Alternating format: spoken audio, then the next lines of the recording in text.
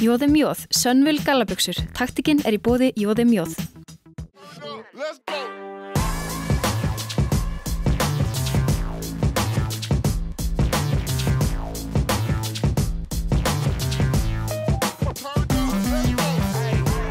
Já, komið sæl og velkomin í taktíkina. Það heldur betur tilefni til þess að fagna núna. Þetta 50. þátturinn af taktíkinni og við erum ekkert á því að fara að hætta. Í þessum þætti ætlum við að fjalla líkamsrækt, annars vegar út frá líkamsræktarstöð og síðan crossfit. Hingað til mín í setti komið Tryggva Kristjánsson frá Bjargi. Velkomin Tryggvi. Takk.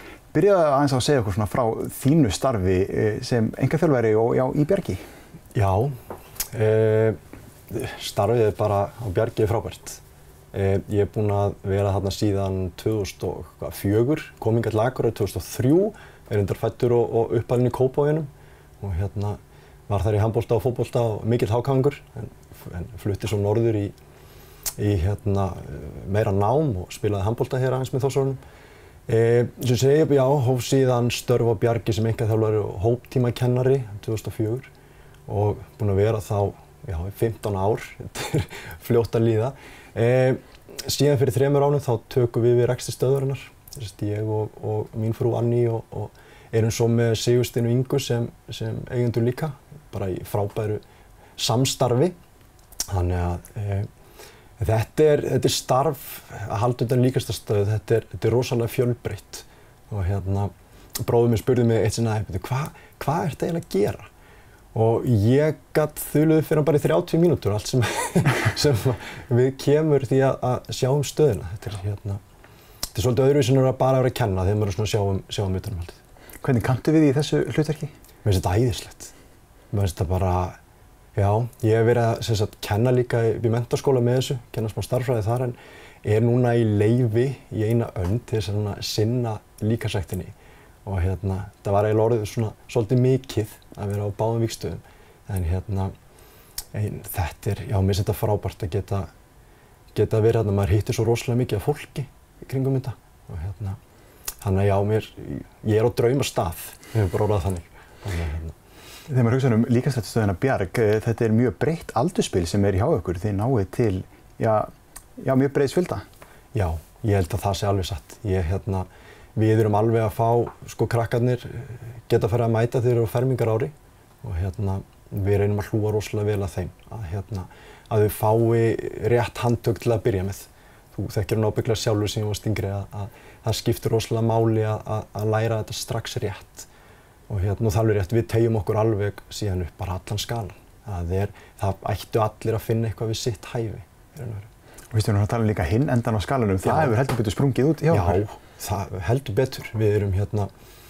Við byrjum fyrir 3 árum að búa til hópa fyrir 60+ og það voru svona hópar upp á 5 og 6 mann sem voru að mæta og við hugsaum þetta svolítið framtíðir að við vissum að við vorum að gera gott starf og það hefur líka bara heldur betur skilað sig. Ég heldur sem 5 hópa í dag og við þurfum bara annan sal, við þurfum stundum bara meira rými Þannig að það er frábært að þessi aldurshópur 60+ sé að taka svona mikið við sér því að eins og allar rannsóknir hafa verið að sýna í ljós að þá þessi hreyfing, þetta skipt svo miklu máli að þau komi í styrktarþjálfun, þau gerir þetta rétt og við erum með gríðarlega mikið fagfólk sem með þessa tíma. Þannig og svo ekki líka bara tímarnir heldur líka, þau mæta kannski 20-30 mínútum áður spjalla saman, svo tíminn, svo eftir á, þá það potturinn og þetta félagslega, þetta er bara stór hluti að láta sig líða vel. Já, þetta ekki bara hreyfingin sem sérstaklega þessi hópur að segja í? Nei, alls ekki, en samt stór hluti líka. Já. En það bara að hitta menn og annan og geta að tala saman, það bara æðislegt. Nú eru svona ákveðnir tímar yfir árið þar sem maður sér fólk flykkjast í ræktina. Það er í janúar í áramótaheitunum og í kjólinn fyrir jólin, en síðan það líka kannski þessi tími eftir sumarið þar sem maður kannski búinn að vera, tekur sér sumarfrí frá æfingum og maður kannski búinn að vera í óhollara mataræði og ætlar að keyra sig aftur af stað. Hvað ber að hafa í huga þegar maður er að byrja? Það að, ef þú ert alveg nýr, blautur bak veirun og ert að koma inn í ræktina, þá ekki ætla að sigra heiminn strax. Ef þú ferð of geist þá eru miklu meiri líkur á að þú gefist hreinlega upp.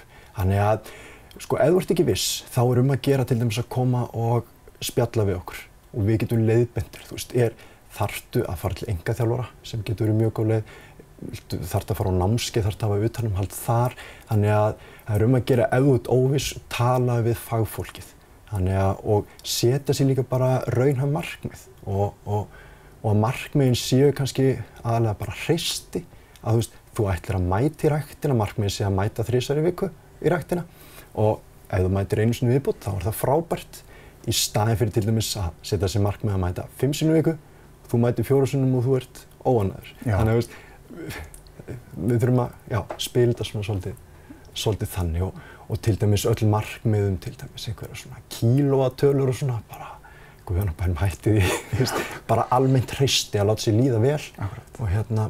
Og svo líka bara að finna hvar er þín áhugakvöt motivation. Það er mismunandi hvar það liggur hjá hverjum og einum. Þannig og reyna að finna sér eitthvað sem að þú hefur gaman að. Ef að líkamsræktin skemmtileg hjá þér, þá endist hún lengur.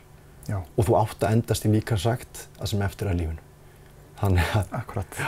En það er einmitt líka þetta bæði að vera byrjandinn en svo líka sá sem búinn að vera á full í ræktinni, tekur sér pásu, þetta getur líka verið alltaf hættulegur tími að koma aftur eftir pásun og ætla bara halda áfram það sem frá var horfið.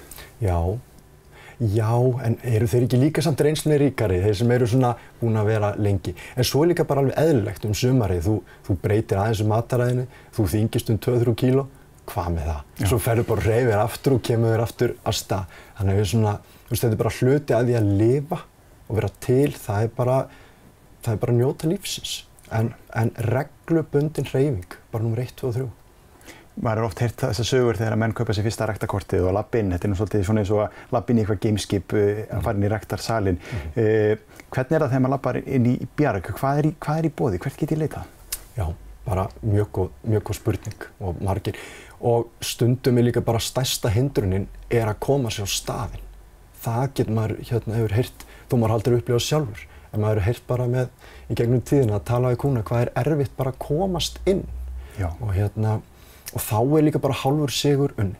En eins og ég sagði áðan, taliði við okkur, fáið ráðleggingar. Það hægt að, ef þú ert vanur í ræktinni, þá hefur bara aðgang og getur verið í tækjasalnum.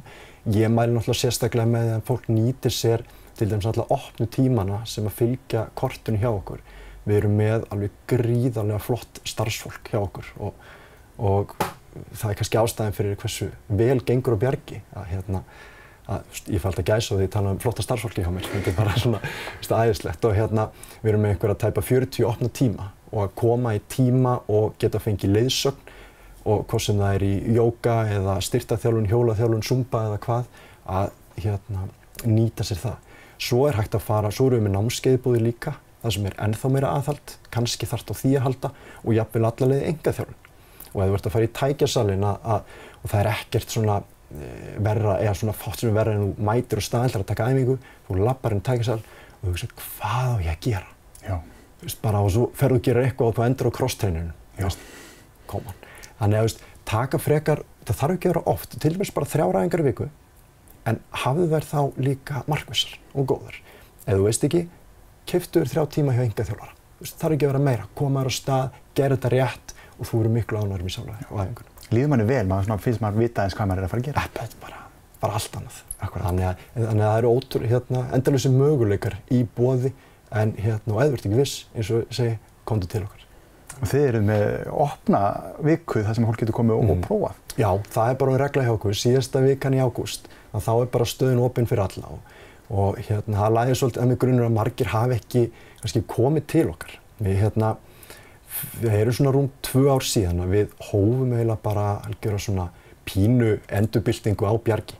Það ég man ennþá í dag þegar að fregnirnar komu að risinn að sunnan væri að koma vörklass og ég man þegar ég sá þetta og ég svona hugsaði bara Svo eftir 1 mínútu þá bara svona sneri í blaðinu við og hugsaði bara nei, nú setjum við allt í okkar. Við vitum hvað við stöndum fyrir, við erum góð í þessu og við erum búin að gjörbreyta stöðinni. Tækjasalurinn hafa alveg tekin í gegn, við erum búin að fara að nýta allt gólfpláss miklu betur með 3 sali, vantar stundu 4. salinn, þetta er bara mikið að gera.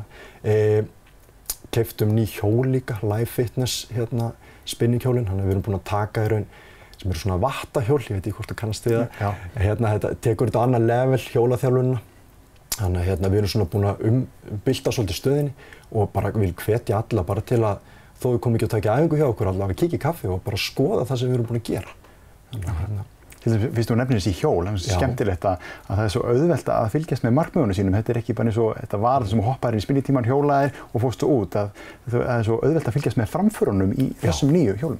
Akkurat, og við erum náttúrulega við erum svolítið geinkeypt fyrir öllu sem tækni og nýjungar og tölur og þarna mitt eins og segir, þú getur tekið upp æfingarnar á hjólunum, þú getur fylgst nákvæmlega með vöttunum sem hvað þú ert að gera.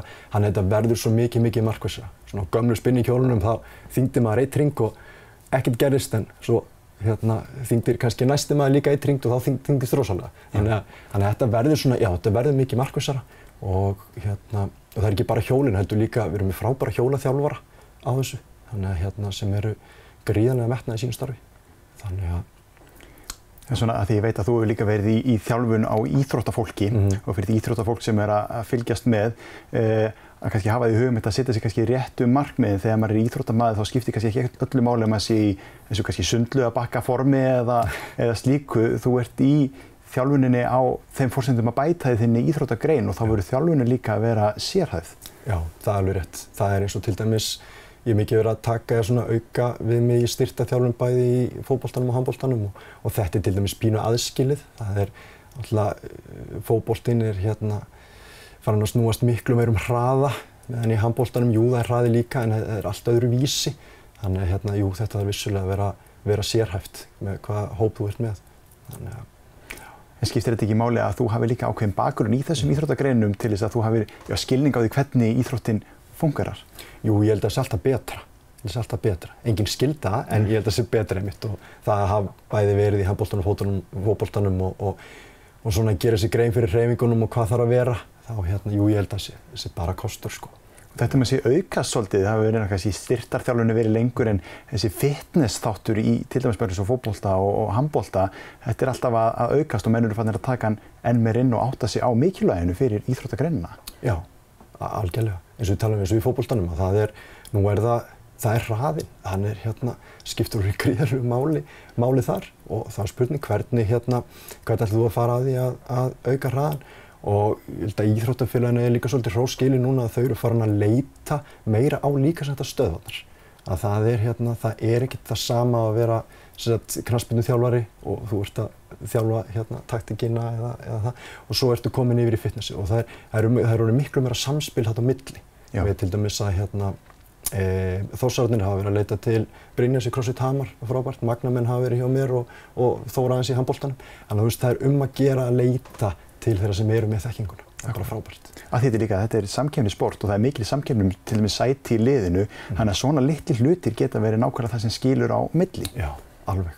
Og byrja strax og ég hef stundum verið að fá svolítið hópa til mín af unglingum og það er bara æðislegt að fá að pínu móta þá. Það er að segja að kenna þeim réttu handtökin, að þeir fari ekki inn í til dæmis þeir hafa verið svolítið gjarnir að fara inn í svona fitnessliftingar, það sem þú ert að taka bicep og tricep og svona, sem á ekkert kannski skilt við íþróttina þína. Nei. Þannig að þetta var kannski eitthvað sem að félaginn var að gera og hann er orðinn stæltur. Já, en það er kannski ekki eitthvað sem hendar fótboltamanni. Akkurat. Og þá líka ákveðin svona endurheimt og teygju líka, maður hefur séð að þessar gömlu kempur í fótboltanum sem maður sér upp í félagsheimilunum eru svona í stirðari kantinum. Já, það er æðislegt að fá gamlar til dæmis fótboltakempur í þjálfun. Þú finnur ekki mikið stirðari einstaklinga. Þannig að mér reynum svona að tróða þeim í jóga og svona að koma. Og það er eitthvað sem að liðleiki er eitthvað sem er að þarf að fara að auka þennan þátt hjá öllum held ég. Svona koma þessu meira inn. Akkurat. Nú er tíminn hlaupinn frá okkur, bara að lokum. Það er opin vika hjá ykkur núna, þannig að það er bara að gera hvetja fólk til þess að koma og prófa. Já, alveg klárlega. Og eins og ég segi, bara koma, pröfa tímana hjá okkur. Og opin vika frá 27. ágúst. Og tökum bara vel á móti öllum og bara endilega kynna sér starfsemina hjá okkur. Takk kærlega fyrir komuna í settið. Sömuleiðis. Við kíkjum í örstuttar auglýsingar núna. Haustið er lent hjá Joes. Taktikinn er í boði Joes.